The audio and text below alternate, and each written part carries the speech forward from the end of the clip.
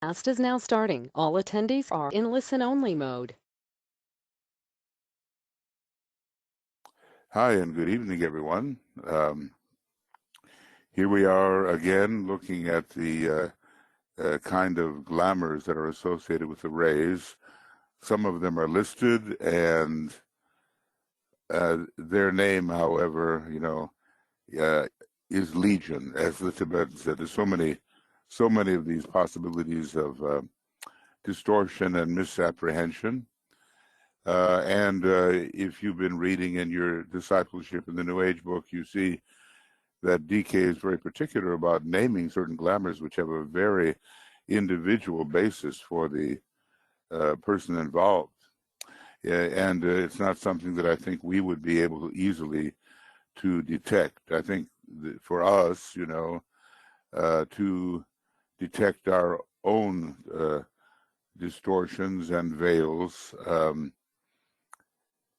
is the factor of importance. And even after the third degree, there are going to be certain things, not so many, but certain things that have to be attended to. I would say the major question of glamour fighting, glamour dissipation is occurring in the period before the second initiation and immediately afterwards, and maybe to a kind of a midway point between the second and third initiation, when mental polarization can be achieved, and there's a whole different kind of focus within the mind. But we definitely have our distortions and our habits of living, and these habits, even though, well, that's just the way I am, as they say, these habits will prevent us from seeing clearly, desiring, rightly, attaining that which is to be attained rather than that which is not. So let's just have a little kind of alignment here, or a little silence, shall we say. Excuse me.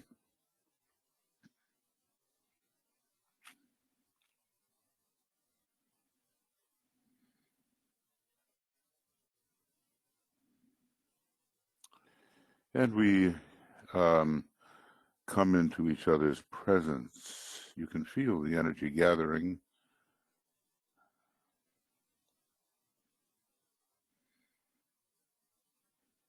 And the oneness of the group, wherever its members may be situated physically, begins to be a reality. So, this is the revelation of an aspect of group consciousness. And although geographically and in terms of that measurability we call Maya, Maya is that which can be measured. That's kind of interesting. Even with that measurability, we are still gathered into one acting and perceiving instrument.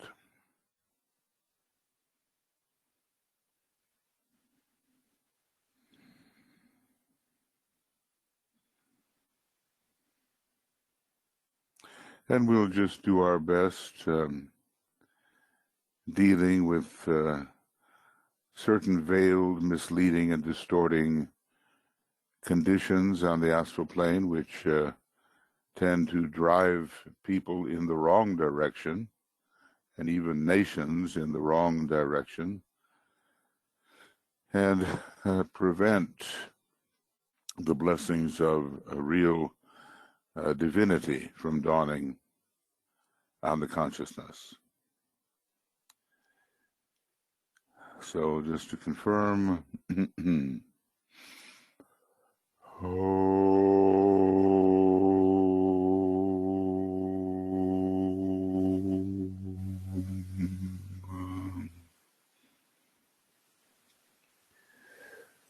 okay, friends, I know there are a lot of groups that work through this meditation, I think, is very important. And the book is deep, and the subject is subtle. But anyway, we'll do our best, and we'll continue. I've kind of made a little promise to myself, and it's difficult when time is at a premium. But there are so many books of the Tibetan that could stand to be read through and correlated with everything else before the year 2025, around which, he was a little bit, he says, around the year 2025, before the third installment begins to come out. And then, of course, this recognition will be an important thing. Already people are starting to claim, I am the third installment, they say of themselves. Okay, it's too early, and watch out for any claims along that line. The books will have to, or whatever form they appear in, this is the computer age, but those writings will have to demonstrate what they are. They will have to prove themselves simply by what they are, and not by what some people say they are. So we might run into some, kind of questions at that time, but we still have 5 years and a bit more in which to really, really, really assimilate as much as we can of what DK has given, so that we become well-equipped students of esotericism. I don't think we should ever call ourselves yet esotericists, not quite yet, but at least students of that great way of understanding reality. I'd like to just welcome you here. I can do that one time, and so hi to Anna and Anne-Marie and Annette and Bianca. Hey, Bianca, I need your email address. My old one is bouncing all the time. Please send it to me, infinitize8@gmail.com. Catherine, hi. Chris, Deborah, Eva, Frida, Joan, Karen, Laura. Oh, and here comes Marion. Okay, she just came in there. And Laura, as I said, Lenny, Mariana, and Martha, two Marthas, Martha Gallagher, Martha Mickelson. Hi to both of you. Michael, hey, welcome. Nienka, Olivia, Risto, Suzanne, Tia, and maybe one of our helpers can help. Yeah, you seem to have your hand raised, so if there's some technical issue, maybe they can look into it with you. TU, hello. I'm sorry, I sent Tia a chat message. I'm not sure if she realizes her hand is up or not, but she hasn't responded to me yet, so. Okay, well, we'll take care of that hand, okay? All right, TU, hello, Estonia, and Tia, yes, and Winnie, Zenaidi, and Ann Veronica. And over here on the staff side, BL and Michael are assisting. We do always need someone to look over the process, so that mistakes have happened in recording.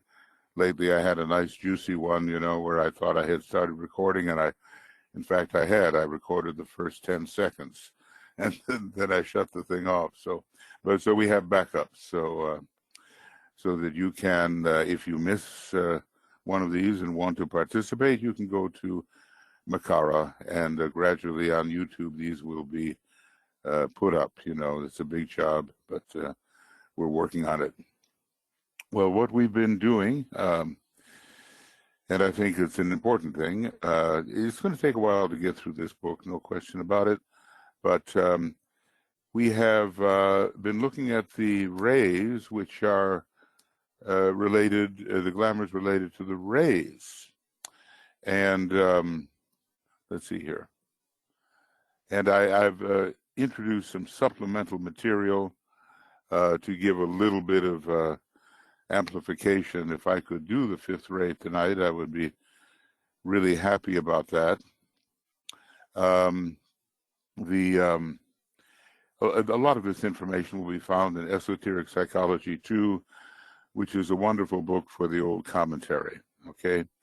And, of course, these things have to be interpreted, and I'm not going to spend a lot of time with some of this supplemental material. We'll have to have separate sort of video classes or webinars to do that. But if you do look on Makara, you'll see that I've done my best at the time that it was to give my impression of the meaning of these old commentaries from the Blessed One and from the Angel of the Presence and from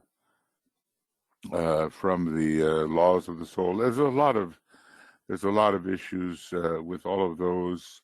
Very interesting how the old commentary puts them, and I have videos which are not too old, a few years old, and they relate to the interpretation of the old commentary. So if you want to go to Makara, you'll find all these things there, and we can always deepen our occultism.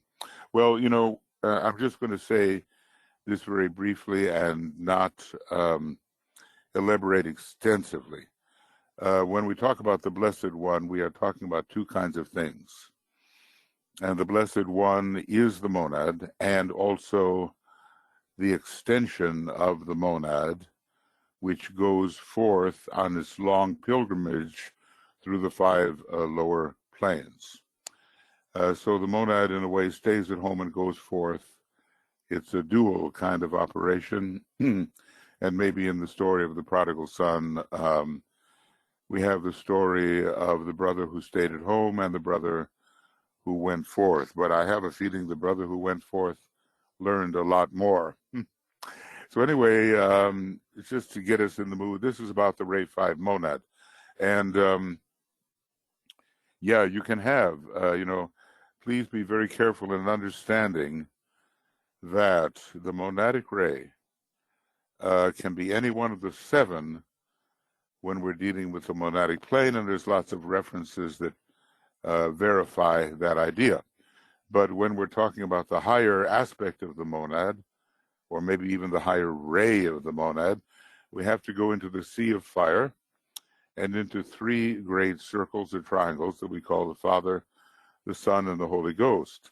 And then only three monadic rays are possible from that perspective. So everybody really, in my view, has a major monadic ray and a monadic subray, and as to which one is more conditioning and which one you meet first and all that, I think our researchers will have to they'll have to help us with that. We're not there yet that we know. We need more people who actually are coming in touch with that very high point of being and awareness before we can have a sufficient sample to detect the degree to which the monadic ray of the monadic plane and the monadic ray of the sea of fire or adic plane or logoic plane, which is contacted first and which is more prominent.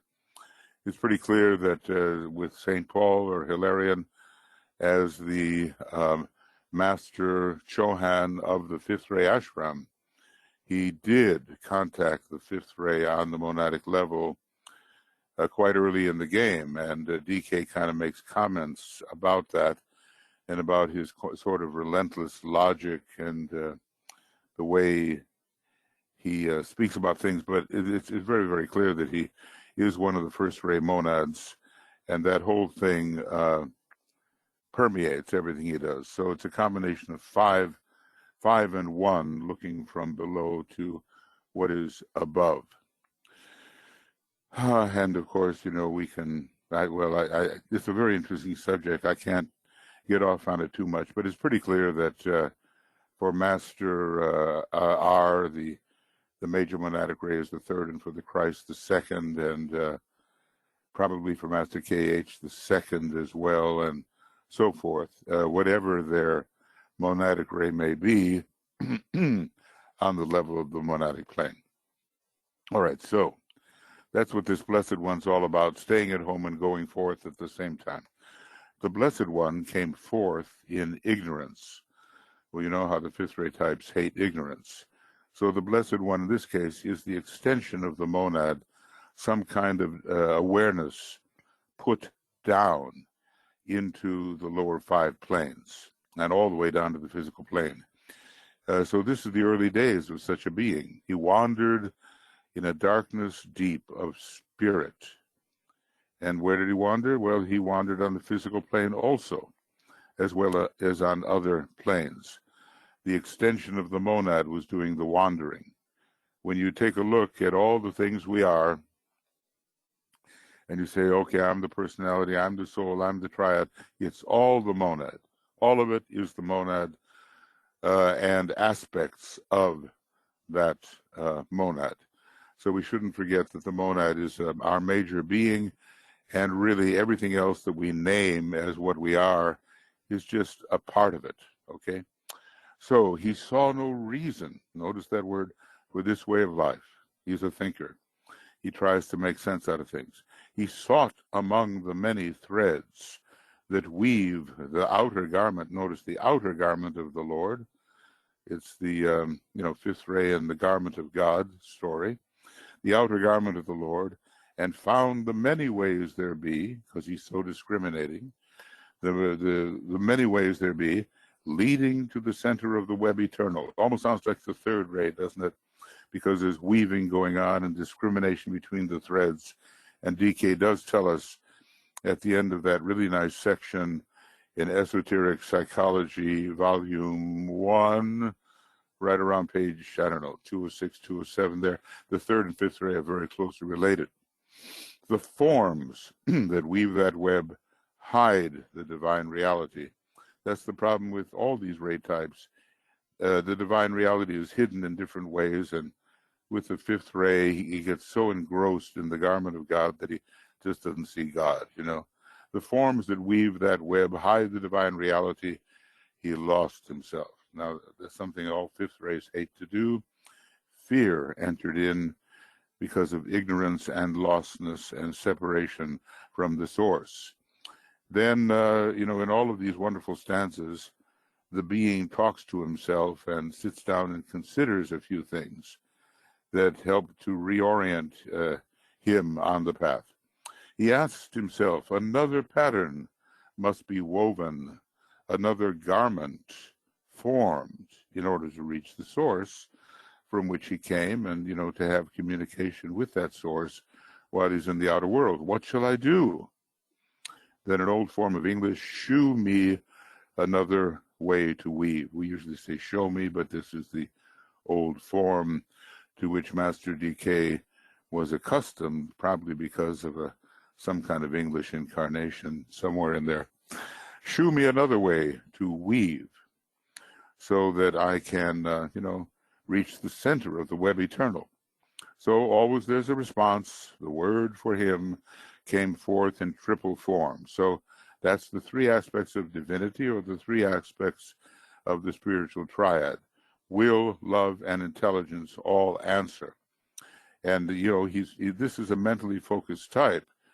And a lot of these people, they're going to come from Mercury or Vulcan and come to our Earth for some kind of emotional training. They lack they lack the second pedal and its unfoldment. His mind responded to the vision clear, evoked. And here comes what the word says to him. The truth lies hidden in the unknown way. Well, how many of us know the way to the monad, the way to the higher part of the triad? How many of us really know the Antakarana and where it can lead? And I would say we still have work to do. Angel of the presence guards that way, guards the unknown way. So there are two kinds of presences going on, and they kind of blend with each other.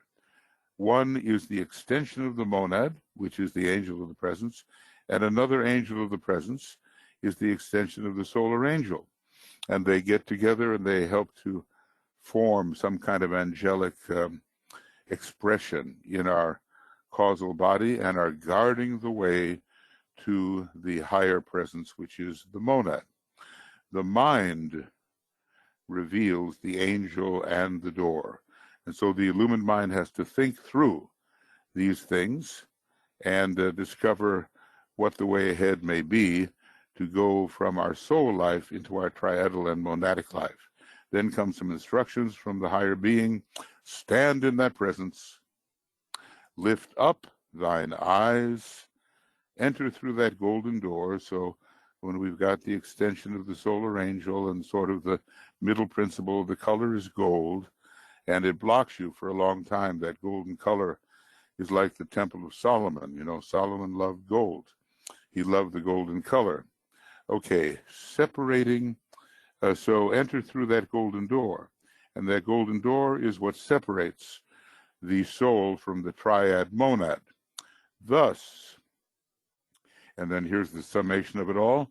Thus, now pay very close attention, thus will the angel, who is the shadow of the Blessed One, so that's the Blessed One on top, that's the monad. And this, you know, this is why it's called the angel of the presence. The monad is the presence.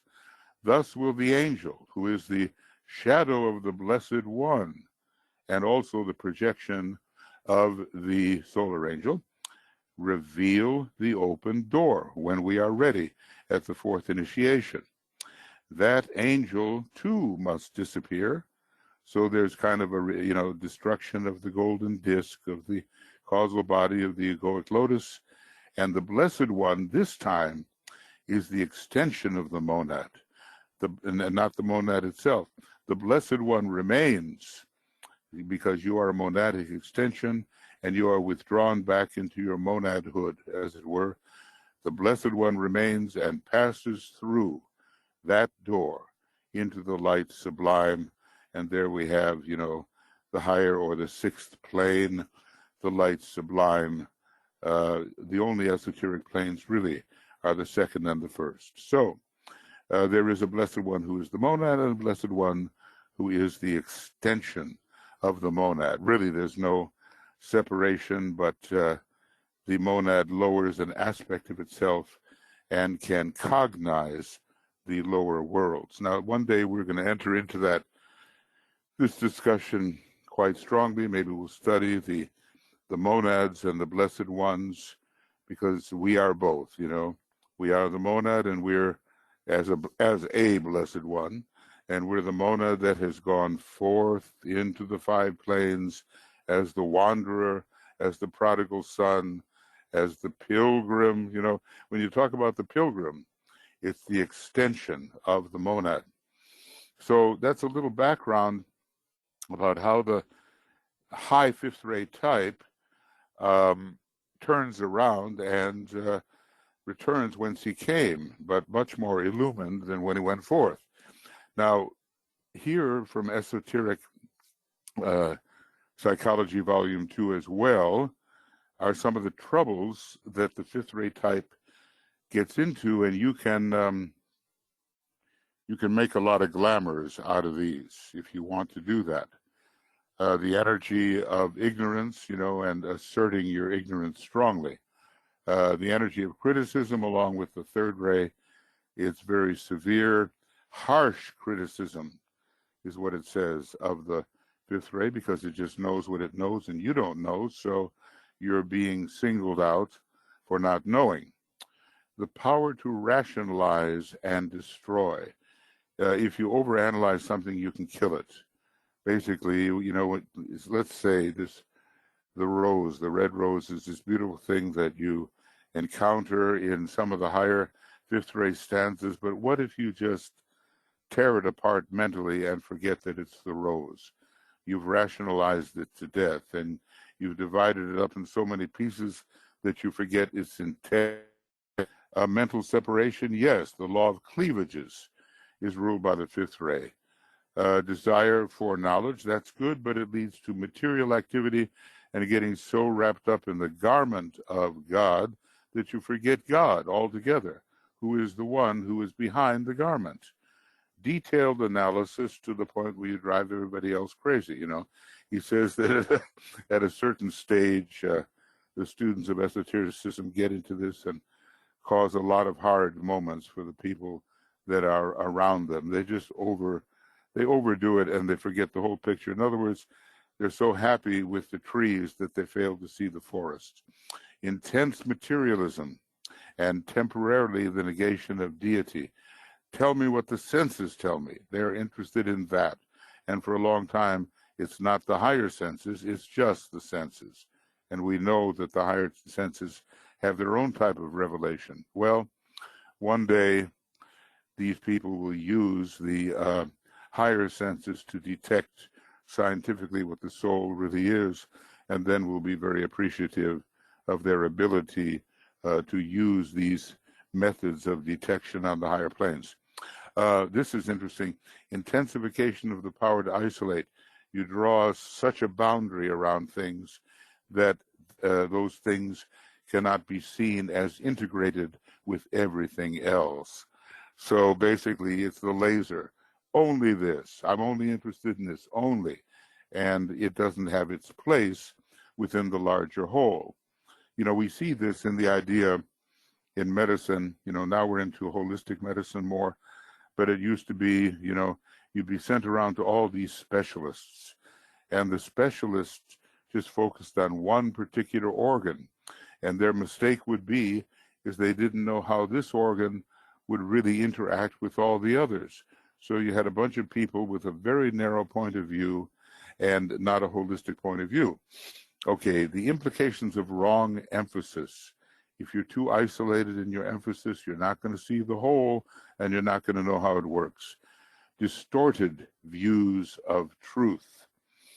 Well, you know how it is. We all are in this esoteric field, and we've had close relations with people who just are not there, and they think that what we're doing is not true at all. So they are locked into kind of what would I call it, a narrow, isolated, and materialistic and unreceptive view of truth. There are other adjectives we could use, but they're skeptical. You've seen it. They're skeptical of everything that we consider to be true. Of course, the other side is to be a wild fantasist in the spiritual field and have no regard for the fifth ray, which is useless, and worse. So skepticism is okay up to a certain point, but skepticism can kill the truth. And, up to, we all realize when people are just holding on to certain very material points of view and they're skeptical of anything more refined. I have a friend, like this, and we have great conversations. And basically, he's of the when you're dead school. There's nothing beyond. I'm wiped out completely, and that's it. Just a blip in the cosmic current. Okay, now mental devotion to form and form activity is good enough as long as you don't get trapped in it. And look at this, theology. If you combine the sixth ray and the fifth ray together, you get these very fixed notions about what God is, what God isn't, as if we really knew. So a lot of people have been mercilessly persecuted because of some concrete thoughts of some thinker who is devoted to his own form of thoughts. Theology can be okay, but so often it wanders off into the mind and it fails to capture God whatsoever. So you see, in the beginning, you can be this way, and you can see all the glamours that can arise from this. But, okay, there's a happy ending here. I'm glad he's given us a few things. A knowledge of reality, because we can really, penetrate with the fifth ray into what's going on the higher planes, and they're doing that already. They're entering the etheric realm and telling us what's really, really going on with the subatomic particles and the constituents of the atom. And, all of this is very revelatory. and it gets a greater penetration going than normal people can usually do. The realization of the soul and its potentiality. So France, Pisces, and the fifth ray soul will discover scientifically what the soul is. Okay, so the soul is on the fifth plane, counting downward. Naturally, there's going to be a resonance between this fifth ray and the fifth plane. So they are ideally suited to say, hey, what's going on the plane of mind? And they can, if they're sensitive, they can see it and report it back to us in a scientific way. The power to recognize and contact the angel of the presence. This is a big one. Okay, and it helps in relation to initiation. I mean, you know, what technically is this angel? What kind of energy does it demonstrate? Now, right now, we don't have the machines or the techniques to detect these presences. We have to rely upon ourselves as the detector, okay?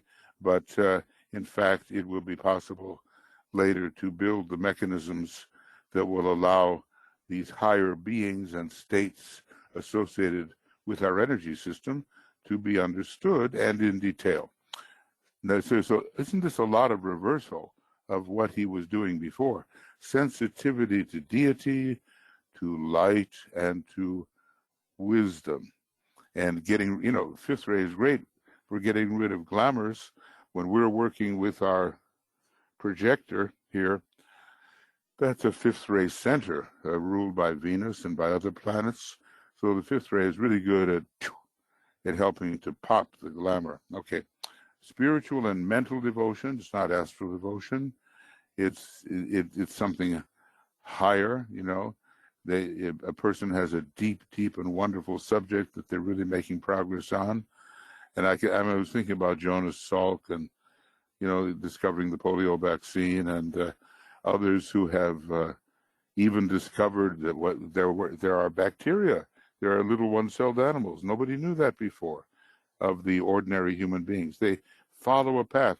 The astronomers feel there's something out there. I know that planet exists. So for years, they are devoted to this quest. And as a result, they make a great discovery. And it certainly helps advance knowledge for us. And then finally, and he says this is an important one, the power to take initiation. So the true initiator with his the rod of flaming diamond, a lot of fifth ray in that. And you'll notice that at the third initiation, where Sanat Kumara as the one initiator appears, that is ruled by the fifth ray. So it begins a whole process there where the fifth ray becomes very important in the initiatory process.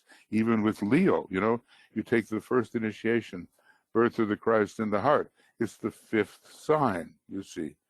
So, you know, ray 5 gets in there, gets rid of the glamours, and helps us take initiation. At least it gets rid of the glamours of others, and then it has to get rid of its own glamours. Okay, so here from the book are the glamours we're watching out for. Okay, and you'll see, you know, that they correlate, I think, quite well with what I just read here. The glamour of materiality, or overemphasis of form. They love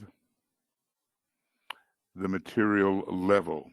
And you know, from the point of view of physiognomy, you'll see certain fifth ray types who have this part over the eye in their skull. It's particularly emphasized, as if they're really looking into the material form. And also there's some development in the eyebrows with a particular intensity there.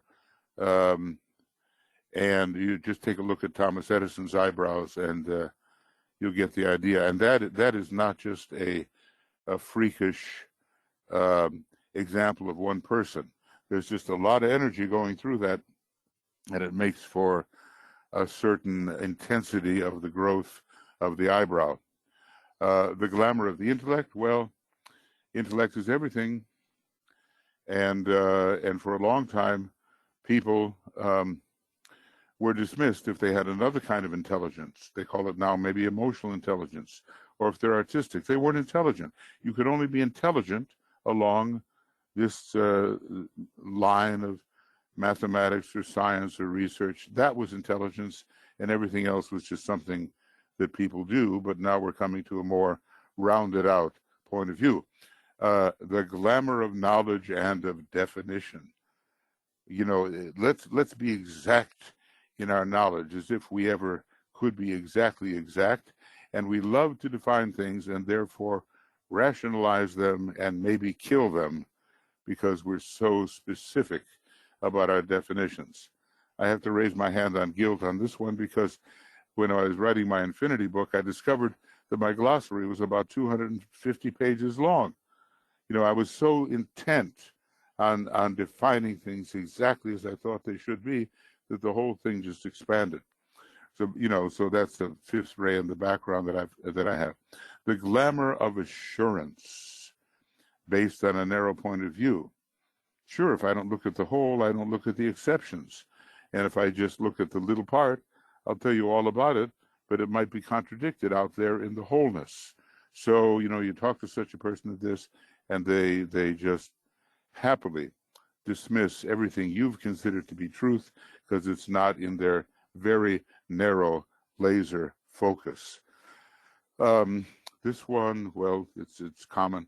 The glamour of form which hides reality, that's the garment of God, and you forgetting the one who wears the garment.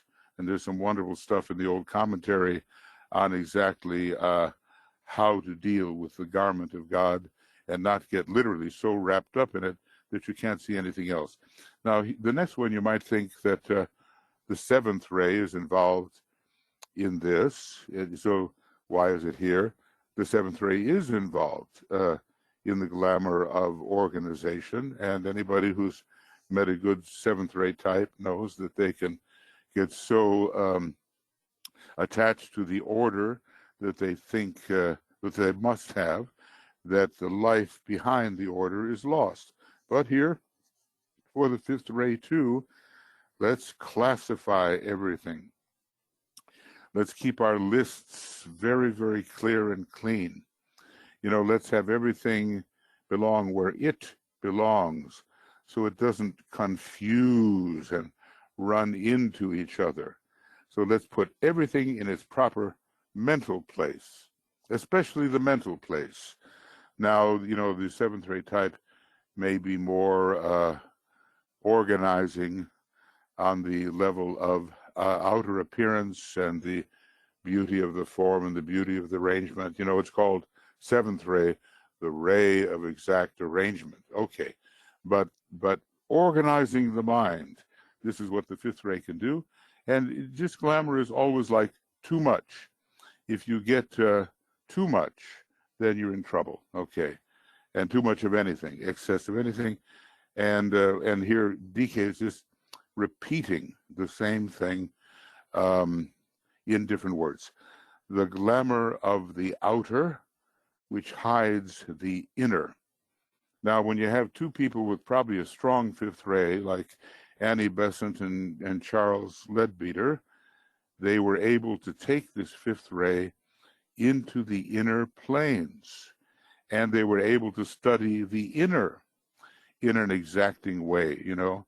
Hence, a book like Occult Chemistry would arise, and all of the geometry of the elements and all of those things studied with this snake that comes out of your forehead, you know. It's a symbol for a particular kind of psychic power that can penetrate into the minutiae of matter, and it's ruled by the fifth ray. So this is what Master DK gives us so far about these things. It's right here on page something or other, page 122. Not a lot, but enough to give us the idea that we're really happy with the intellect, really happy with the mind, and we're not very sensitive at first when we have this, and we're fine with organizing everything we see and that we can touch and feel, you know, like doubting Thomas in the Bible. He had to have had a lot of fifth rays, so Jesus or, the resurrected body is coming to him, and I don't believe it's you, and blah, blah, blah. So put your finger in the wound, and then says Jesus or the Christ to him, and let's see if you believe then. So in other words, you got to touch it, you got to feel it, it's got to be tangible in order to believe. And that's why all the skepticism in the beginning and later it turns into a refined method of analysis of subtle things, towards which we look in the age of Aquarius, which is a major fifth ray age. Why? Because fifth ray comes to Aquarius, okay, and it will be the major dispenser of the fifth ray, which Leo is now. And the seventh ray has accompanied Aquarius in its own cycle. It's not that the seventh ray comes through the constellation of Aquarius, it comes through some of the rulers like Uranus and Jupiter. It gets a little intricate, but the fifth ray comes along with Aquarius, and the seventh ray just happens to be accompanying this particular age of Aquarius. Could be the sixth ray, fifth ray, fourth ray, third ray, second ray, first ray, accompanying in its own cycle these precessional ages. But right now it's the seventh ray, okay? So, and there's going to be a 25,000 year plus age of Aquarius, and we don't know, but maybe can guess, will there be a big seventh ray accompanying that? We don't know. All right, so I know I kind of blitzed through that. I know that. But are there any questions you have, or do you feel related to any of these glamours? Any traps that you see you've fallen into, and any emergences that you feel yourself finally being able to achieve? Is there anything about your life in the long range that you see involved with this very high fifth ray? I really shouldn't be asking you that, because that's just too much, Like, am I a fifth ray monad? Well, that's really too much for us to answer, probably. But, there are some, and they're going to be very important in this new age. So would anybody like to say anything about your own experience or your own understanding of this?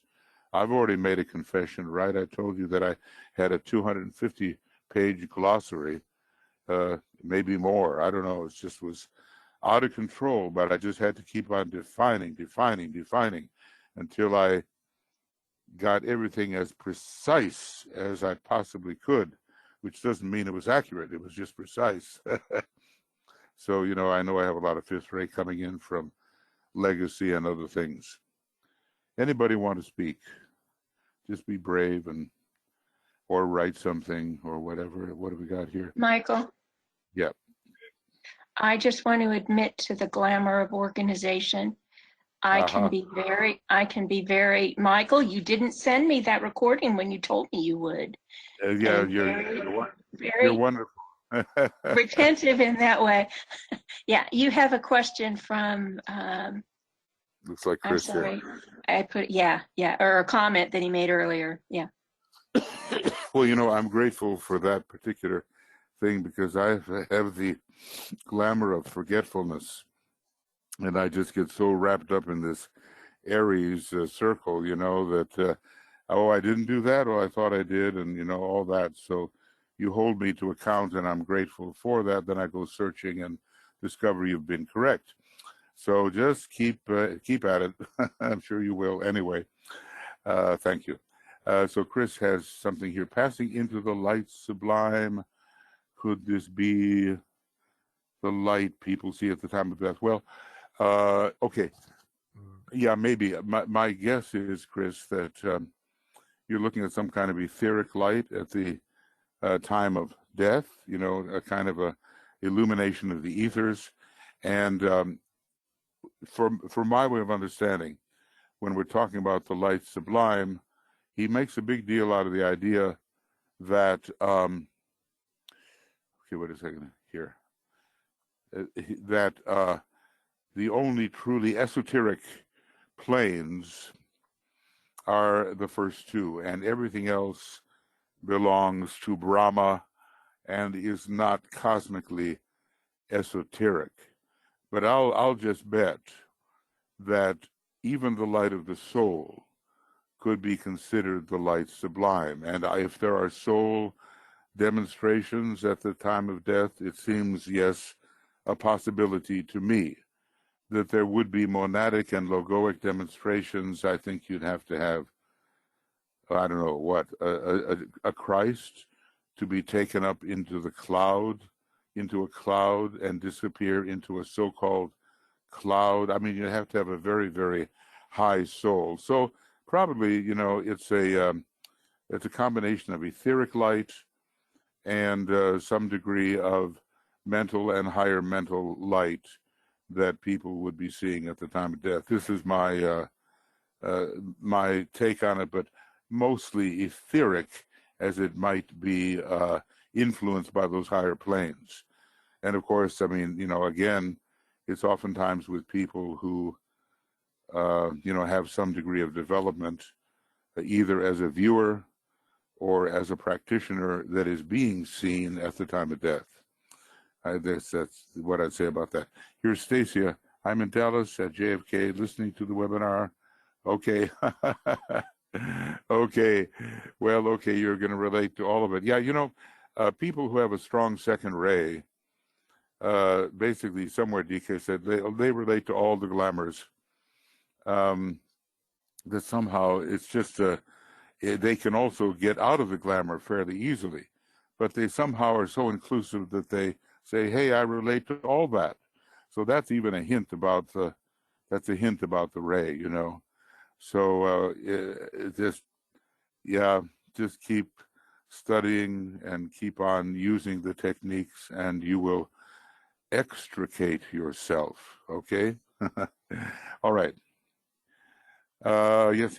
Okay. So Jan, is the personality present in the monad? Well, let's see what we mean by that. Is it present in the astral? Yeah, yes, it can be. Yes, of course. The astral is part of the personality. And when is it left behind at the fourth initiation? The normal moon-based lunar personality with the lunar lords ruling the matter of the ether, the emotions, the mind, lower mind, etc. That is transcended at the fourth degree. But then comes the possibility of building your own body, your Maya Varupa, through Kriya Shakti. And somewhere in here, excuse me, let's see if I can find it. Here, the next one will show it, I think. And he gives the different Shaktis and the different powers. And Kriya Shakti seems to be a monadic power, combining with Mantrika Shakti and Jnana Shakti to build a new personality that is not inhabited by the lunar lords, but is run from the spiritual triadic level. So it is a perfect personality, or at least it has a high degree of perfection after the liabilities of the normal lunar personality are transcended. It's at the fourth initiation that two vehicles disappear. The personality vehicle as a lunar expression, and the egoic lotus as the temple of the triad. So what you're going to have after that is a pure creative triad that can use the mental, emotional, well, what should we call it? The permanent atoms. It can use the monastic permanent atom, certain Buddhic faculties and certain atmic faculties to create a new personality which is under the control of the higher sources, energy sources within man. Now let's get back to your question here, because it's one part of it. Is the personality present in the monad? Well, the monad is, the personality is the monad in a way. The monad descends, according to this, directly down into the jewel and the lotus, and so the jewel and the lotus is a monadic presentation on the higher mental plane, and then from the Buddhic plane there comes the substance of the petals, and this particular mechanism, directed by the jewel, puts down the personality into the lower worlds. So basically, the personality is impulsed by the monad and is in a way an extension of the monad. But if we can say, is the personality in the monad per se, I would say it's more the other way around. At least that's how I understand it. The monad is not only in the personality, the monad is the personality. And the personality really is an aspect of the monad in extension. See, this is part of the monad stays at home, as it were, and then this is the monad in extension, and we sometimes call it the jiva, and it can be extended all the way down onto the etheric physical plane. In other words, a master can look at your etheric body and pretty well tell what is the ray of your monad. And of course, that will have an immediate effect on the physical body too, because the physical body is a replica of what the etheric body is. So it's not like one personality and then another waits to happen in the monad. It's that whatever the angel of the presence and your own monadic wisdom determine is the next vehicle to be had and the next ray to be developed, that's what becomes a personality, and it's decided from this level on the higher mental plane. Now let's see if there's anything else here. So I say the monad is not only present in the personality, it is the personality. The personality is the monad, and the personality is the sum of the energies of the three energies. For a long time, people don't have a personality. Now, whether or not they have a personality ray, sometimes it seems to say they do, but it's not developed and it's not showing. And there reaches a certain point when there is sufficient development of the etheric, physical, astral, and lower mental, and then they combine, and then a personality emerges in much fuller expression. Then just having a personality ray, that might be the case, but it doesn't really show itself. It's hidden by the other things. So, like I say, a lot is left behind at the fourth degree. I think for the moment that's the best I can do on that one, Jan. If you have any further questions about it, just write them down, or just if you want to speak, raise your hand. Now let's see.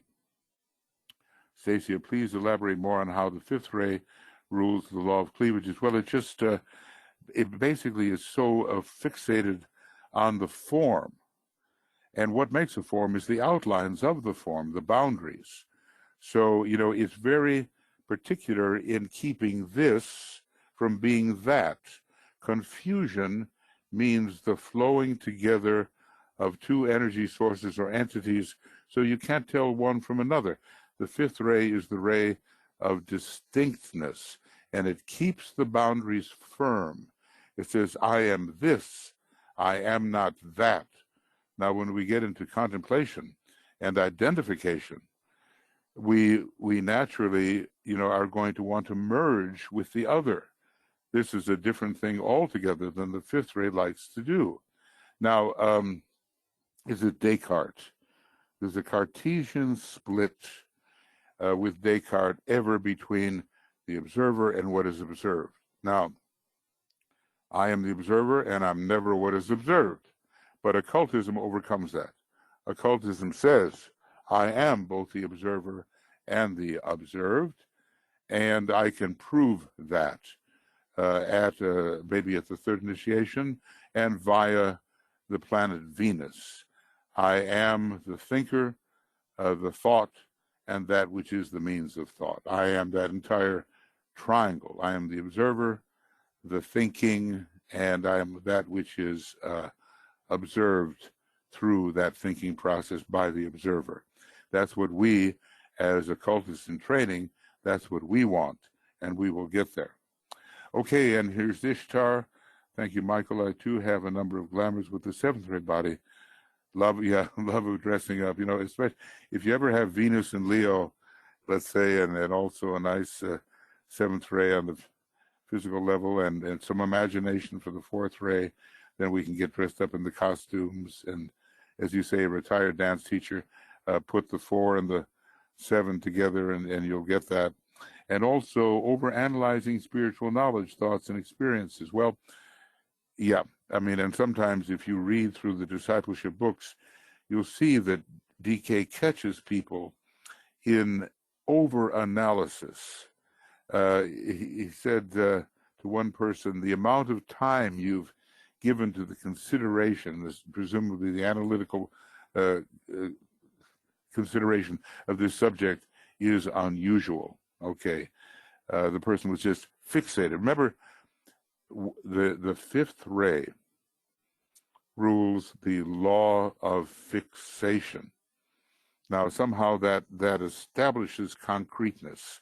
Fixation establishes concreteness, and if you're too fixed, you just don't have room for any other truth. I talked about it the other day in one of these classes. It was the inerrancy of the Bible. You know, it was Jerry Falwell, and I suppose now his son, and people who are looking for the literal truth that God spoke in the Bible, regardless of the interference of translators. They just have to have that fixed. They just have to be fixed on a form, and that prevents a more inclusive form, and that prevents a more inclusive point of view.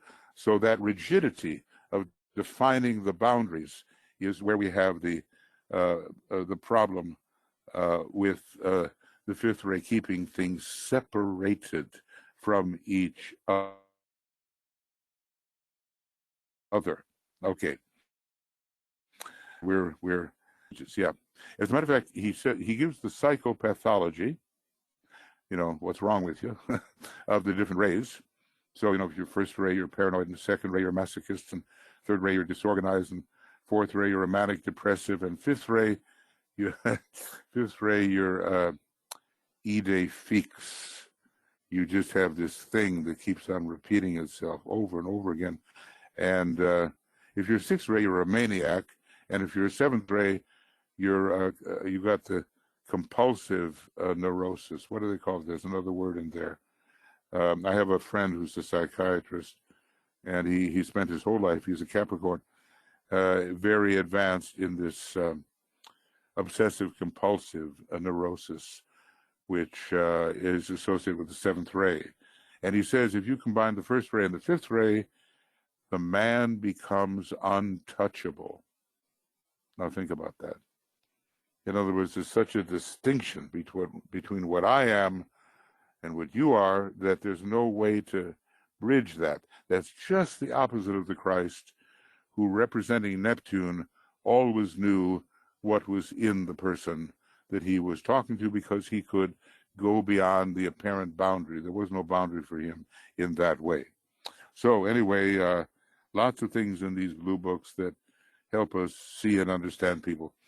Now, Martha, let's see. One can notice that in service, one becomes more precise despite the eye. Okay, well, you know, because the heart center really is activated in real service. He even says that, look, you're going to accomplish a lot more by real service than even by meditation. And that's a shocker for the people who are involved in esotericism. They say, oh, meditation is everything. And he says, no, the real service, the service of the loving heart, you're going to accomplish even more. So that does overcome egoism. The true heart function. You can't have this kind of separative egotism. You see, the first egoism is a philosophy, and egotism is the result of adhering to that philosophy, and you just won't have it if your heart is sufficiently open. Okay, friends. Okay. So are there any, excuse me. Now, let's see, let's go back here, and try to find where I am. Lost. I think I'm lost. Oh, here it is. I'm not as lost as I thought. I wouldn't mind being lost in light supernal. How about you? Okay. So other questions that you might like to offer or statements that you might like to make? We have maybe a little time, and then we get into our meditation. It's a fascinating study, what is it that separates us from true enlightenment? A combination of Mercury and Venus will really bring enlightenment, and it's very nice to notice that in the Aquarian age, the middle 720 years is ruled by Mercury, and the last 720 years, or decanate we call it, is ruled by Venus. But that's only after going through the difficulties of the first 720 years ruled by Saturn. And he does promise it will be difficult, because we're going to have to learn to relate to each other as a group within humanity instead of being so selfish. And, right now there's so much selfishness in politics and in the social interaction. And you just wonder, how can people be that way, you say to yourself. But then, a little reflection will reveal to you that every one of us was probably that way at some point in our attempt to free ourselves from ignorance. And we still have a lot to go, of course. Okay. I hope I got, you're certainly welcome to speak up if you want to or whatever. Glad to see you here. Look, it's going to take a lot of study. I mean, I don't know. I don't know how many of you think that you've mastered the secret doctrine. I certainly haven't. And that book was written back in the 80s of the last, not even the last century, but the century before. And DK and KH were much involved in helping Blavatsky prepare that great outpouring, in addition to all the other fine theosophical books when they were fine. So that's one teaching ago or two teachings ago. We haven't even assimilated. Now, what do we think about Alice Bailey? Have we assimilated? No, we haven't. It says, I've given you more than you can ever assimilate. Well, that's really true, and what we're doing right now, you may know this, and I'll do my best with it, without driving everybody crazy, which I'm pretty good at. The Cosmic Fire class, we started already last Wednesday night, pretty late. It was 8 p.m. GMT, and it won't always be possible at that time, but Cosmic Fire, the great compendium out of which so many of the books in a more elaborated form emerged. So we're doing that, and then, of course, the other part of the curriculum is the curriculum of being, and that's on Tuesday nights at the same time, the curriculum of being and the curriculum of relativity. Study Cosmic Fire for relativity and study what's in your heart for being, and we're working on both in a parallel manner when it's possible. It won't be possible every week. There are travels involved and all kinds of things and conferences and all kinds of things like that, but it's going to be enough involved to get you involved if you want to be involved, okay?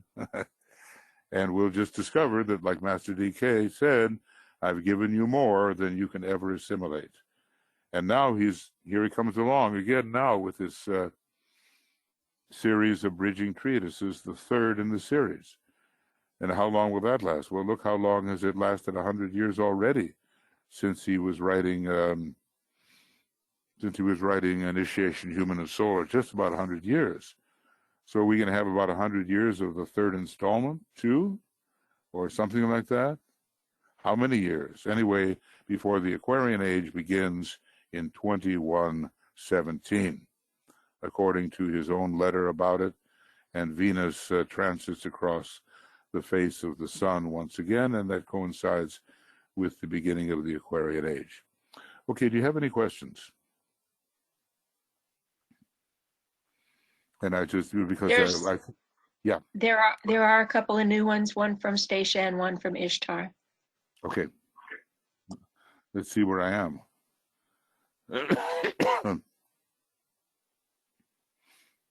Okay, I'm going to just do it this way. Okay. A new one from Ishtar. And okay, I go down to the bottom. Okay, Stacy's up here. Please elaborate on the power of the fifth ray to take initiation. Well, it has to do with electricity. This is the electrical ray. Okay, as a matter of fact, there's, I wish I could, I want to find a little something for you from where it says, I still persist. It's marvelous. And you'll see what I mean, I think, when I give you the fifth ray formula. I still persist.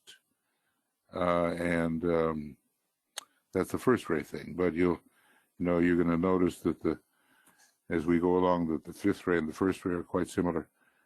So, okay, here we go. Okay, fifth ray. Now, it's initiation is a whole electrical phenomena, okay? And real initiation, instead of initiation of the threshold, which the Christ administers and which are extremely important, but real initiation begins with Sanat Kumara, the rod of power, the fifth ray, and the third initiation. Ray 5, let the three forms of electric energy electric, pass upward to the place of power. Do you see how the first and fifth ray are combined there? Let the three forms of energy electric pass upward to the place of power. Let the forces of the head and heart and all the nether aspects blend. Then let the soul look out upon an inner world of light divine. Let the word triumphant go forth. I mastered energy, for I am energy itself. The master and the mastered are but one. So there's a huge possibility of really entering into the interpretation of that, but it's very connected with the first ray, with power, with the revelation of intensified light through electrical phenomena of the rod. And, what is initiation but the revelation of increasing light? Yes, and of course, love and power as we go along. So that gives an idea of the power of the fifth ray and its relationship to electricity. That's why, if you think about it, the most electrical planet we've got is Uranus. Uranus swings into activity at the third initiation. And Uranus will, this electric planet has not only the seventh ray, it's got the first ray and the fifth ray and the third ray, and maybe something of the second. I don't know how. It is a first ray monad, seventh ray soul, and maybe a fifth ray personality, or maybe a third ray personality and a fifth ray mind. It's got the fifth ray. And if you're, a good electrician, it should be well placed in your horoscope, because it really is a power and it's nothing to fool around with. And that's why it's so dangerous, this intensifying of electrical energy in the initiation process. So this shows you fifth ray electricity, initiation, power, and light. All right, so that's kind of a suggestion with respect to what you asked there, Stacia. Now here's Ishtar again. May I ask for someone just studying whether to start learning astrology first or real?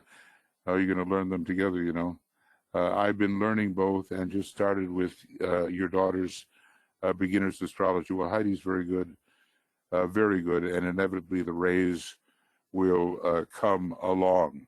You know, if you read a treatise on the 7 rays, there's a lot in the first 2 volumes that are about the rayology. And then you get to volume 3, and it's about astrology, and they just start coming together. So on your left hand, astrology, on your right hand, the rays. The rays are simpler and harder at the same time because you cannot really identify them.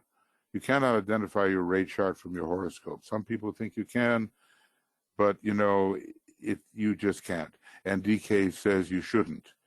Now, it's like everybody that comes along with a Scorpio ascendant saying, hey, I've got a 4th ray soul, because the ascendant is the soul and Scorpio is the 4th ray. I've got a 4th ray soul. And that's just ludicrous because, you know, for a long time, the 4th ray wasn't even an incarnation. So, you know, there may be people with Scorpio rising that have the 4th ray soul, but you're not going to be able to tell it from their ascendant. So you have to study the person. And, you know, if you, well, Heidi's very good at this. And if you read also my books, Tapestry of the Gods, about the rays, you should get something out of it. And if you go around page 202 or 201, right in there, of Esoteric Psychology 1, he's got some great short epitomes of how the rays work with people. And you learn a lot just from those 10 or 12 pages right in there. So read psychology books for the rays and read astrology for astrology, and do not draw a line between them. They will feed off of each other. That's my impression. The fire electric, neutral solar electric, and fire by friction is frictional fire. You know, they're virtually the same thing. So when we're talking about fire, we're talking about electrical phenomena. And there is, you know, he just says fire electric, that, you know, so puts the two together. And he says there's a kind of electricity we don't know much about. It's a neutral kind of electricity, and it's connected with solar fire. Somewhere he says we don't know much about that yet. And then the normal frictional fire is the lowest kind of electrical phenomena with which we are familiar. So I wouldn't make too much of a split between those, actually. One can notice in service that one becomes more precise. Right. Well, precision is not only of the 5th ray. I mean, you know, the 7th ray has a lot of it, gets 7 and 5 together. And he says, well, very clear-cut things happen with the 7th ray and the 5th ray. But even the 3rd ray, which gives such a problem with confusion in the beginning, becomes the ray of exactitude of thought, says Annie Besant. And then she says the 5th ray becomes the ray of exactitude of action. I mean, there's a lot of 3rd ray types you don't want to turn loose in the laboratory, you know, but they have great thinking power. And so there's a contrast there. The 5th ray tends to be more practical, I would say, you know, dealing with things on the outer plane. Right. Okay, so I don't split fire from electricity too much. I keep them pretty much together. You know, different fires are released at initiation, but different electrical phenomena are also released. And how that exactly works, that's going to be up to some good 5th ray to show how the dynamics of initiation work with the 2 poles, positive and negative, and the neutral electricity between, about which DK says we don't know much. Okay, BL, am I caught up? Yes, I believe you are. Okay, thank you. Okay, friends, well, let's see. That's what we're going to meditate then. Well, and you know, look, the thing is, you know, look at the glamours, look at your history, look not only at what you have observed about yourself, but what other people have said about you. Because so often, although it's also true what DK says. They say, what do they say? Let them say. Okay, that's true. At the same time, the old saying, always ask the minister's wife. I mean, it's an old joke, but what's he really like? It comes from an earlier time. But sometimes what people are saying about you, and you just deny it, and sometimes the more you deny it, the more vociferously you deny what you consider to be unfair, the more true it may be. We don't want to sometimes take upon ourselves the unpleasant fact of how we may be behaving and expressing that someone else sees. So I oftentimes say, we have the personal identity profile in the third version. It's ready now. I say, let your wife or your husband or your close one take the test for you.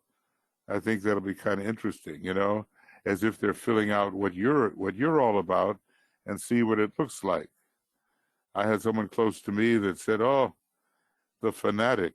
Okay, well, yeah, I have to admit it. Okay, there's a place for fanaticism, so I kind of justify it, but it made me think: is that the way I come off to people? Okay, maybe so. And I had to look, and there were grains of truth about that, just driving. So let other people also tell you what they think, and if you're offended by it, deeply, deeply offended, there may be something there that you have to look into. And I would just say this, we do have, Walter Pullen has done a great job making the PIP number 3 available to you. And you can put it on your computer. You can take it free of charge if you want to donate something. That certainly helps us. So take advantage of that and write to him. Maybe put Walter's, I don't know if Walter's going to like what I'm doing here, but just write to Walter and say, look, I'd like to take the PIP, the new version. And you can just keep it on your computer and you can give it out to other people, because we just want to spread this knowledge of the rays however we can. And when Michael? Yes, is that, yes, BL, yes? Yeah, I'm sorry. We have the link for that on, I think it's the Moira Federation page. I'm just trying to get it and I'll put it in the chat box here, but it's on the top line menu.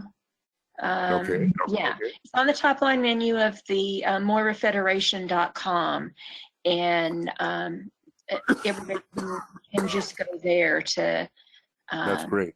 That's great. Take advantage of this, because look, one day the rays will be capable of what DK calls expert diagnosis. Okay, we're not there yet. They'll look in your eye. They'll see the structure. They'll look at the form and all that. They'll look at your astral body or whatever.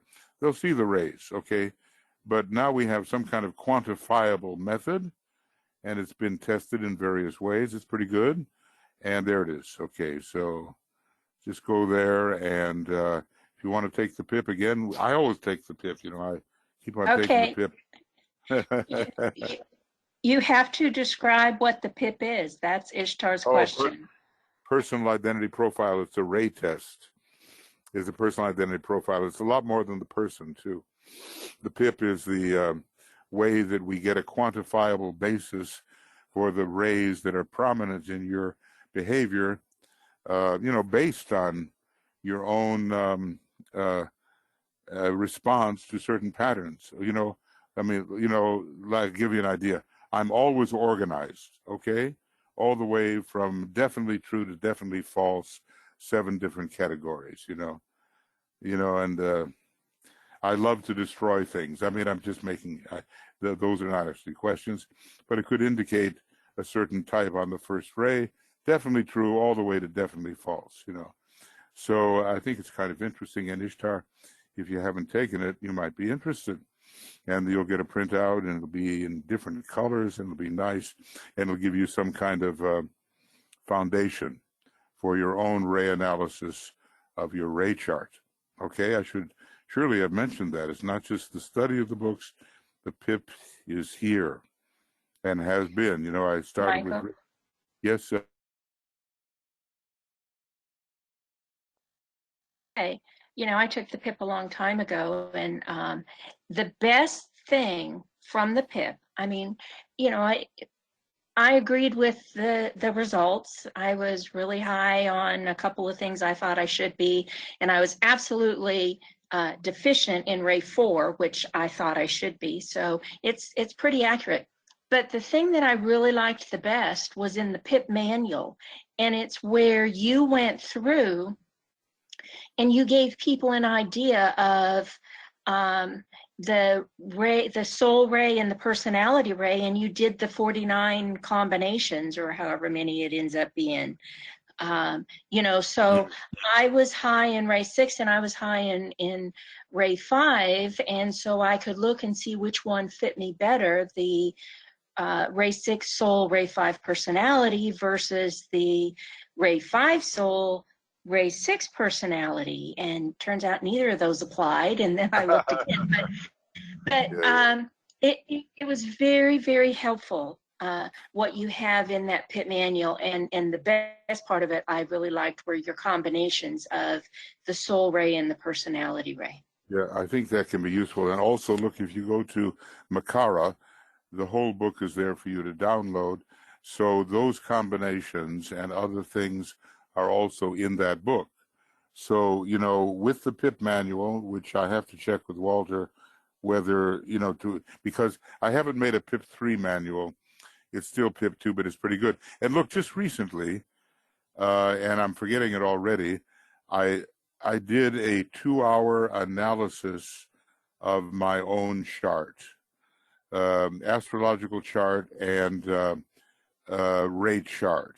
And I went, and I didn't, you know, do it to just talk about me. I went through every aspect of the PIP, and I said, and this is how it worked out for me, okay? Just to give you an example of how it can apply. Now, where is that, BL? It's somewhere. I know that we put it up somewhere. And do you recall? Yep, typing it in the chat box right now. It is on Makara. From the top line menu, Tapestry of the Gods is the section, but I'm sending the link for the full, you know, you've got them available there in PDF, and then you have some other things that are web related, but you can get volumes 1 and volume 2 in PDF. So that's good. It's good. And you also have that one's on Makara. Wait. I didn't hear. I'm sorry. Okay. I just want to know. Tapestry of the Gods is on Makara. Indeed it is. Indeed it is. And is that video on Makara too? Because I think I did an analysis of how to interpret the PIP. No. And it's not there, huh? No, because you needed it edited, and we sent it to Harold to edit it, and you wanted some things put in it, inserted, and to the best of my knowledge, I haven't seen the edited. Let's trace that down, because it's not going to be edited.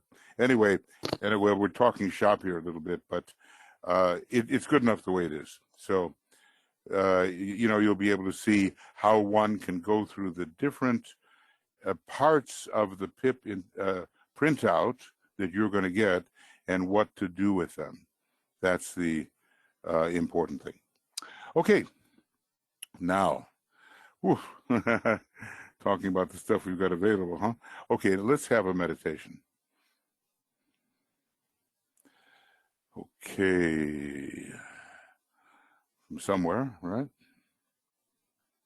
Okay, and then our next time is on the 27th, and it'll be number 129, and same, it'll be a morning presentation. That's the morning week, I think. Okay.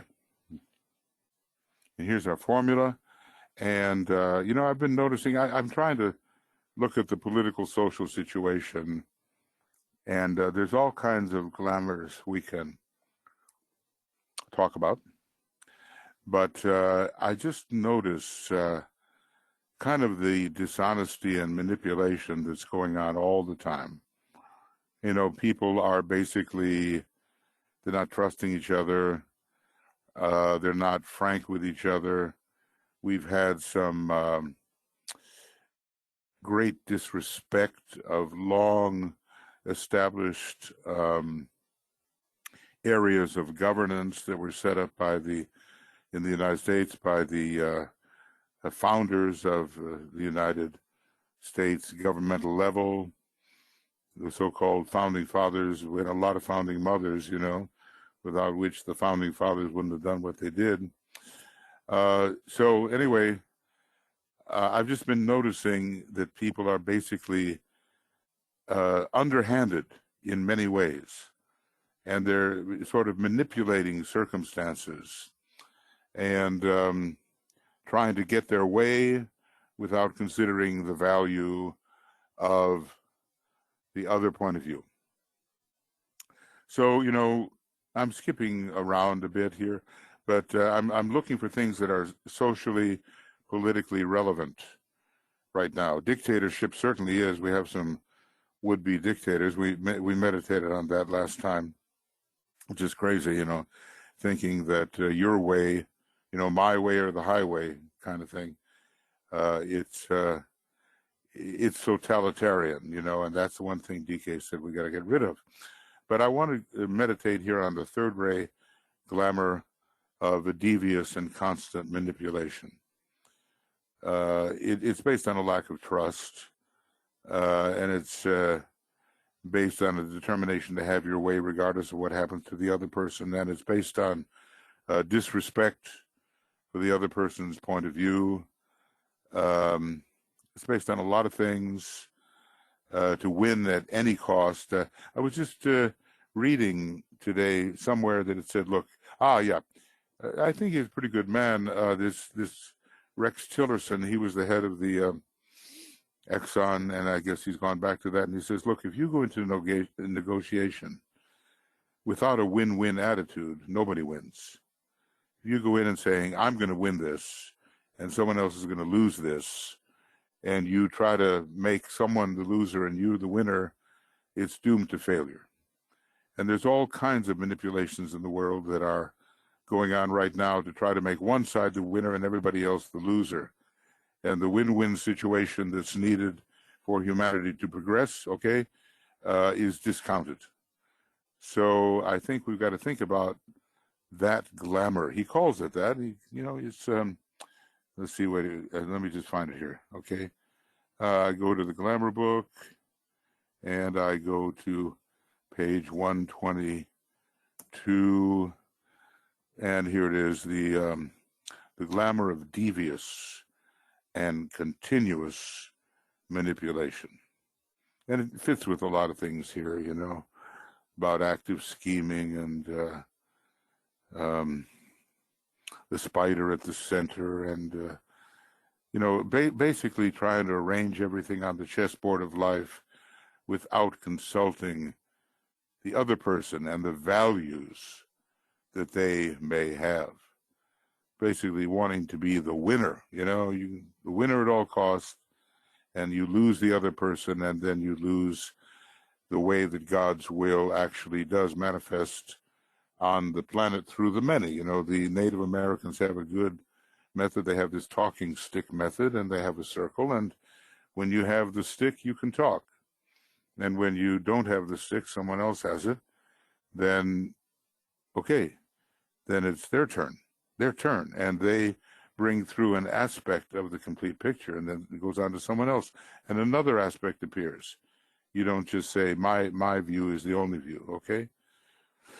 So we're going to try to, you know, help understand that glamour and be rid in our own little way, you know, help to dissipate that glamour. Okay.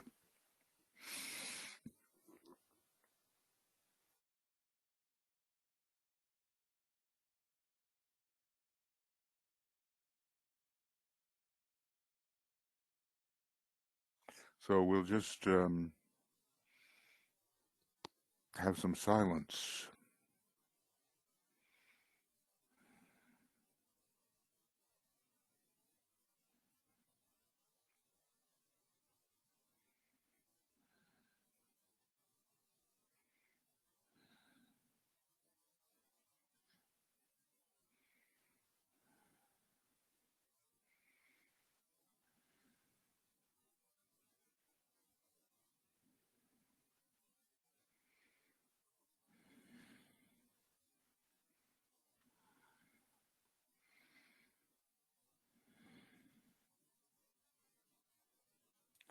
And that's so we can all come together into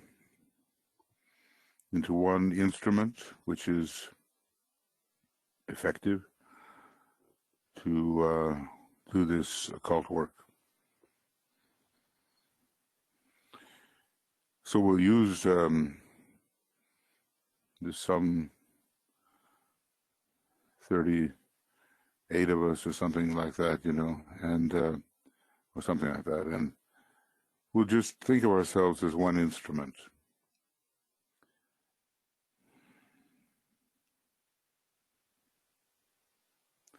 We're going to be blending our thought, our imagination, our intention, our visualization,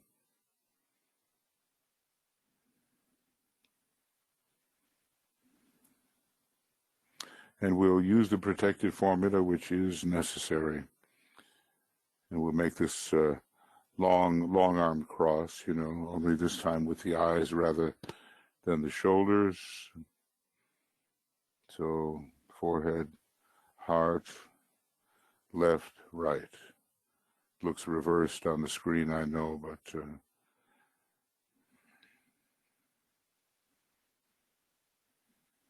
so, and we say, as a soul, I work in light, and darkness cannot touch me. I take my stand within the light, I work, and from that point, I never move. Trace the light,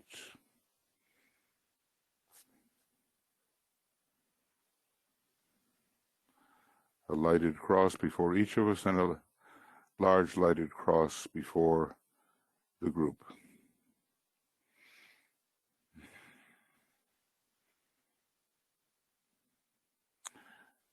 And that cross keeps us on the level of the soul. It's so easy to fall into glamour. A real problem.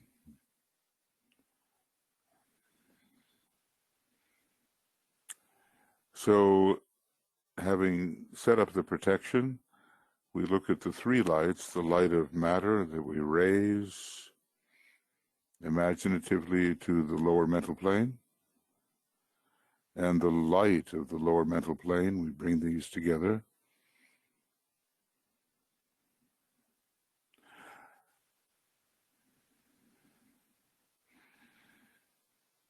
So we can think, be reasonable, be logical, and have vitality in our thought.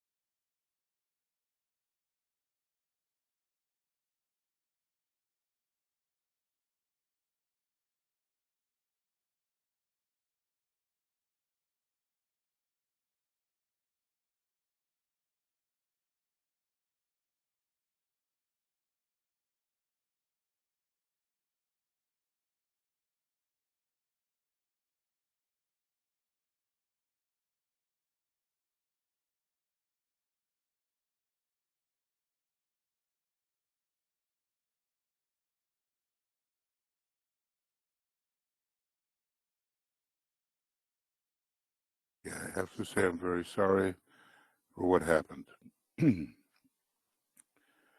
I hope you can hear me.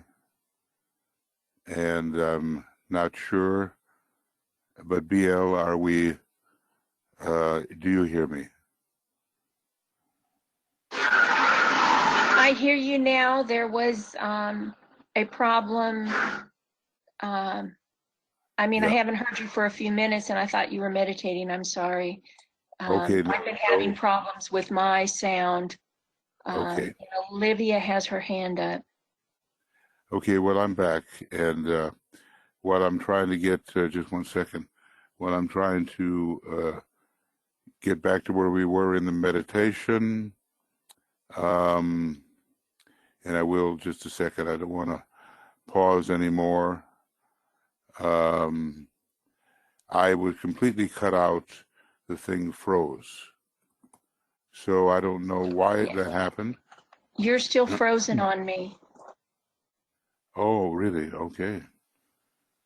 Okay. My this is working now. And let's just see whether there's any hope. And if not, just meditate on that problem, which is, okay, it looks like now, and sharing, and I want to show screen, and I can't show my screen. And so I see your screen. It's stage 3, the 3 preparatory stages of the meditation but that's probably frozen too, right? No, I have this now, but I don't think you see it. And I certainly don't see anything other than it says show my screen, and I can't do it. Okay? So I can't do it. It's grayed out. But can you hear me, and can everybody else hear me? Because if you can, I can go on with the meditation with apologies for what has happened. And I see you twice, Michael, and the one speaking was not the one who was listed as the presenter. Okay. Okay, well, I should be the presenter, and here I am as the presenter. Got it. Okay, so my apologies.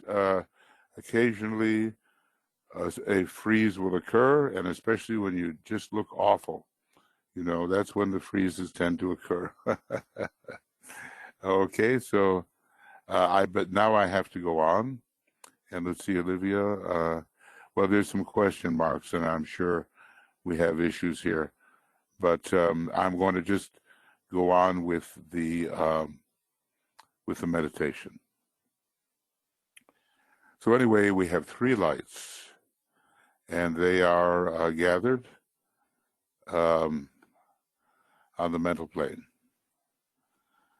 Okay. All right. And now we say the formula together, and I hope, BL, that we can continue somehow to record this or put it together in some way, that your recording is still going. Maybe. Okay. It is, but I've winked out myself, Michael. My recording is not good. Okay, all right. Well, we'll just go on. Someone's been manipulating us. All right, here we go. So, we're going to say together the following after bringing the 3 lights together. The light is one, and in that light shall we see light. This is the light that turns the darkness into day. We need day upon the astral plane. The light of day is the intuition.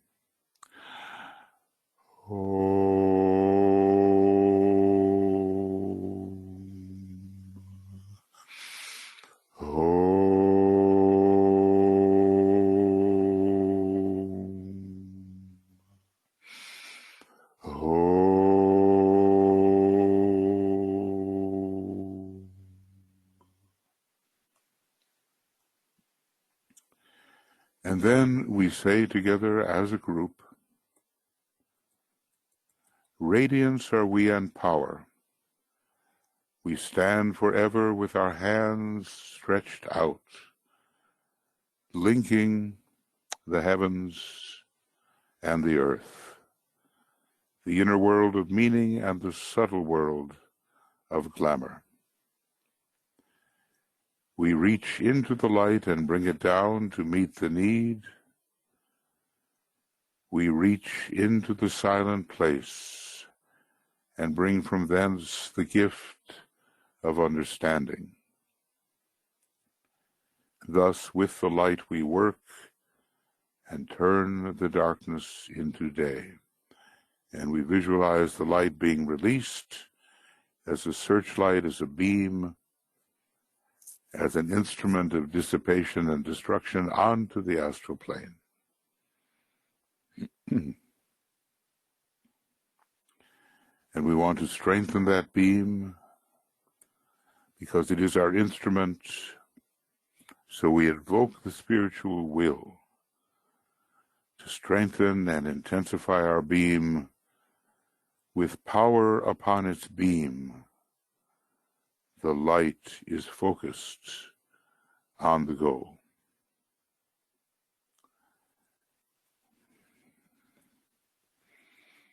Now, friends, we're going to think about manipulation. Constant, devious manipulation. And why it exists. And what loss humanity has experienced because of it.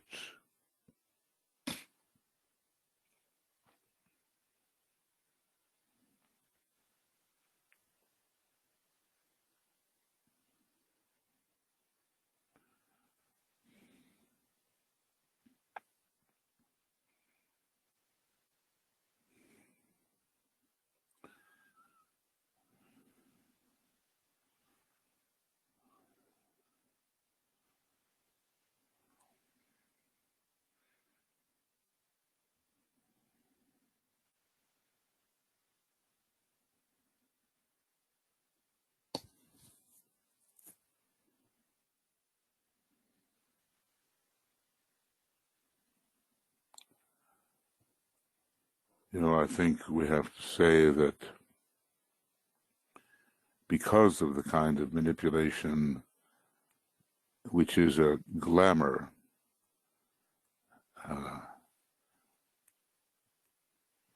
some people are losing what they should be entitled to, and the quality of life is lowered. So let us use this word of power in 3 parts, and then go into 5 minutes of silence.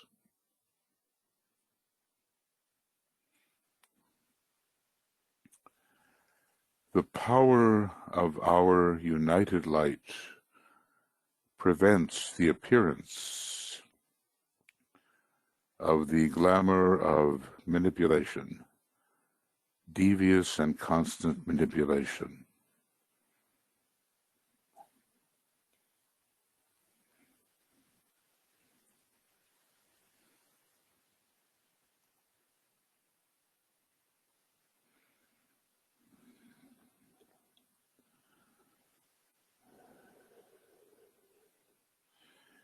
The power of our united light negates the quality of the glamour from affecting humanity.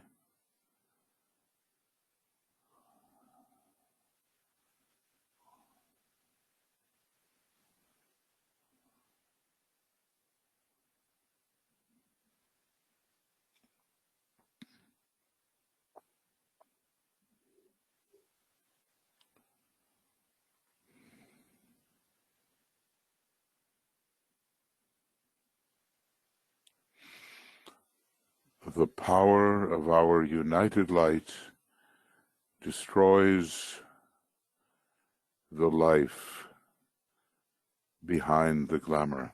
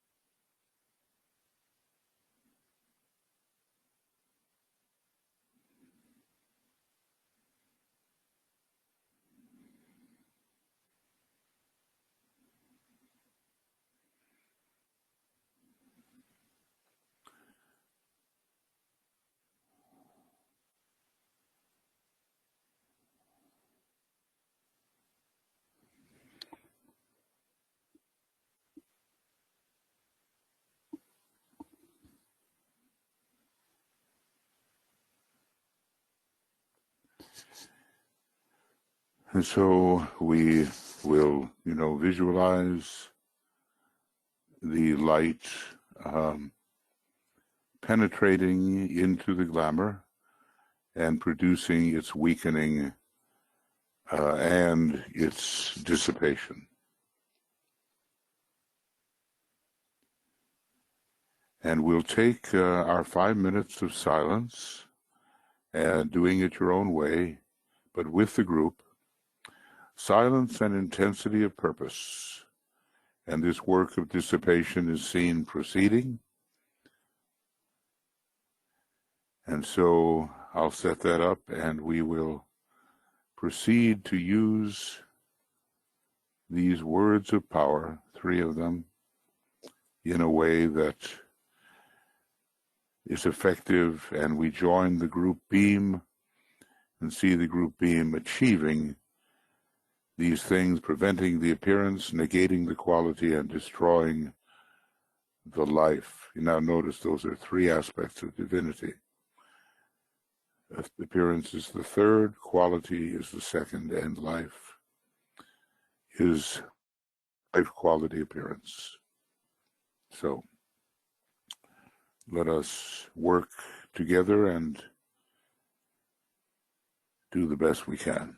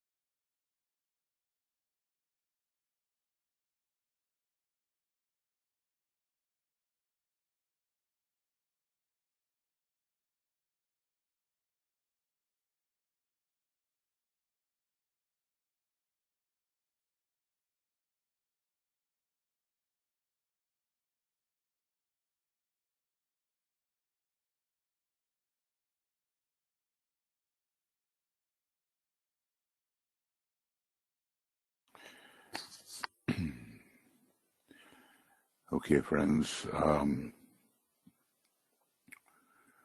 the glamour of devious and constant manipulation in which, through which we fail to trust people, fail to be honest, want them to carry out our will rather than that aspect of will for which they are responsible, because the revelation of divine will occur through the many.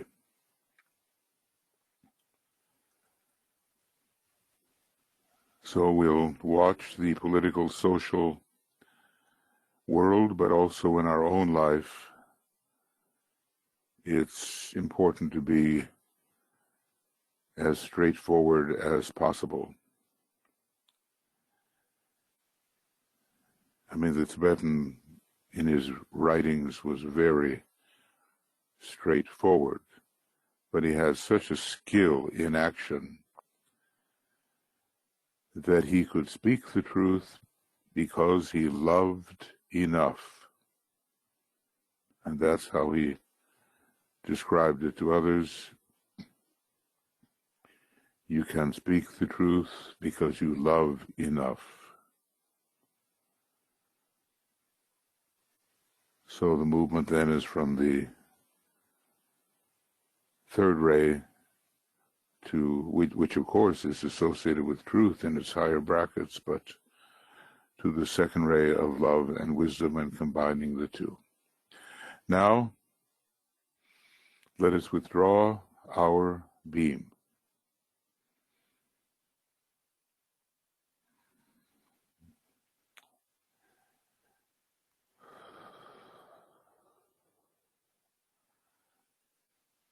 And bring the light back onto the mental plane, and let the three aspects of the light go to where they should go, their origin.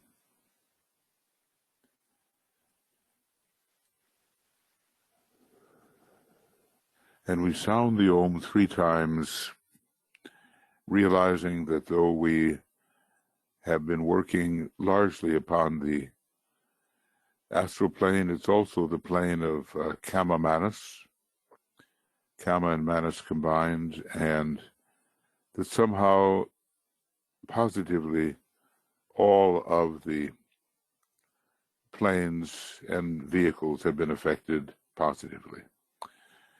Lower mind, astral nature, and etheric physical nature. So we'll sound the Om, beginning with the mental nature and descending to the physical.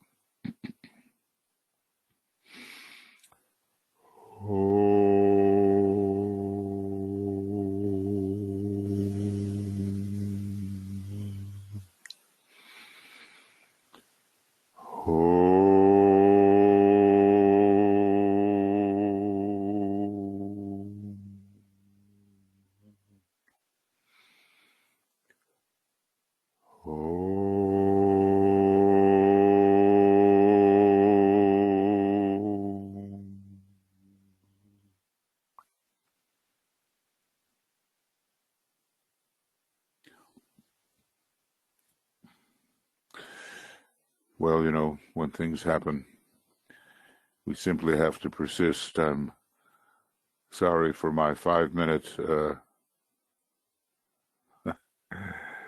scramble to try to get back together with you. Everything was absolutely frozen, so there was nothing that I could do. And but we will continue, and we'll somehow put this program together so that anybody that wants to deal with the fifth ray glamours, interesting to call such a mental ray as having glamours, but it does. So we'll be able to do that without that interruption. We'll do the best we can. So tomorrow, we're still on the evening schedule, and we'll have the Destiny of the Nations. And the next attracting money for hierarchical purposes. And then on the 23rd, on Monday, at, gosh, I kind of forget exactly what time it'll be. I think it's 7 a.m. GMT. We begin with the equinox meditation in Libra, and we enter the ingress. The sun goes into Libra, and we're at the halfway or balance point. So appreciation to all of you for your patience. I'm not going to get into all the question marks and things. You know, I'm just sorry when that happens, but I don't understand what. Sometimes things just happen. And we'll try to get this ready for you. And lots of love and many blessings. Olivia, Tuya, and I are grateful that you are joining us continuingly for this kind of very occult work. So now I'll shut off the second part of this program, and we'll see where we are with the recordings. And we'll be talking to you.